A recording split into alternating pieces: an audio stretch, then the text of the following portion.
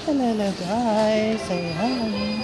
Nandito tayo sa SM, sa National Bookstore, kung saan may hinihintay ako kasi dito daw kami magkikita. So ngayon, habang hinihintay ko sila, tingin-tingin muna tayo dito sa mga paninda nila.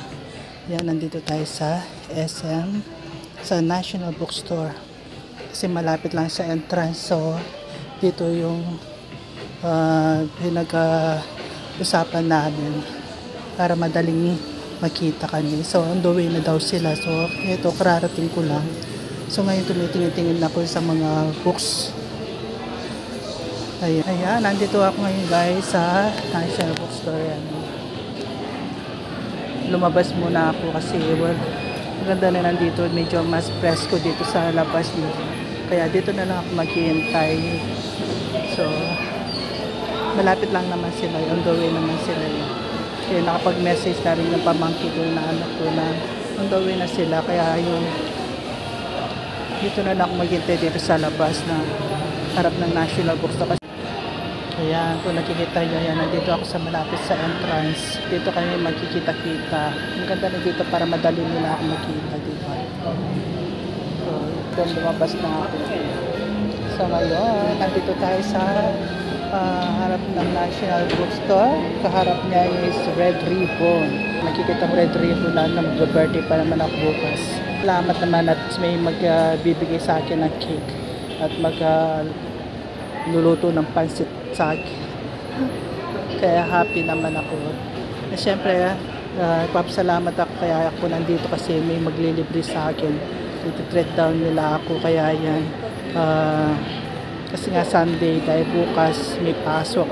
So ngayon at least walang pasok. So pwede yung mga bata. So yun guys.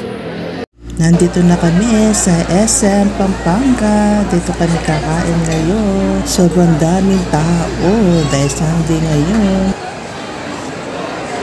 5 minutes later. Kain na. Atin pa.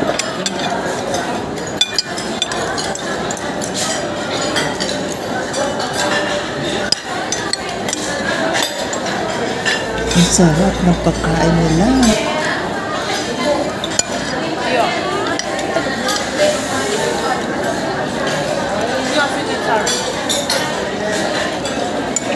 Ang broccoli? Broccoli bisa ka? Okay, atin na yun. Nasi ito.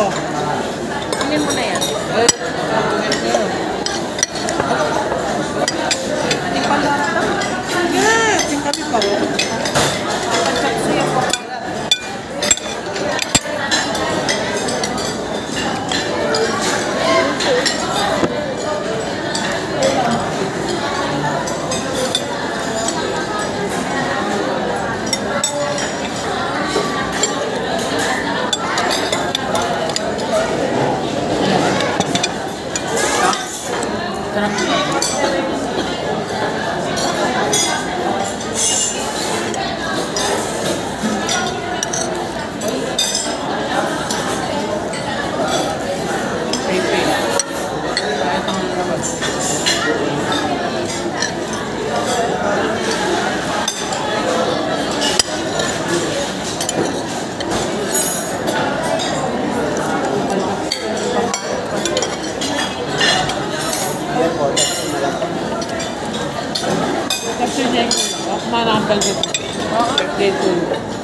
Birthday to me?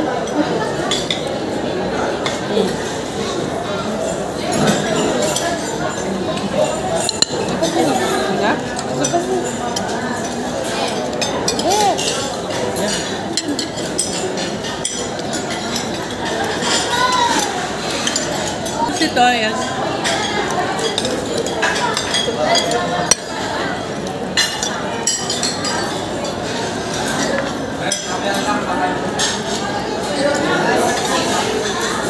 Atomic. Ano ba yan ha? Anong capsule yan?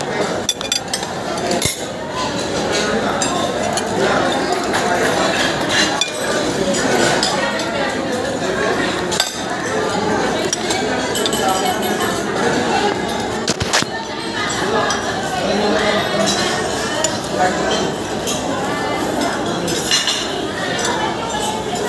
po yung nilunod ko ata yung sa'yo ko.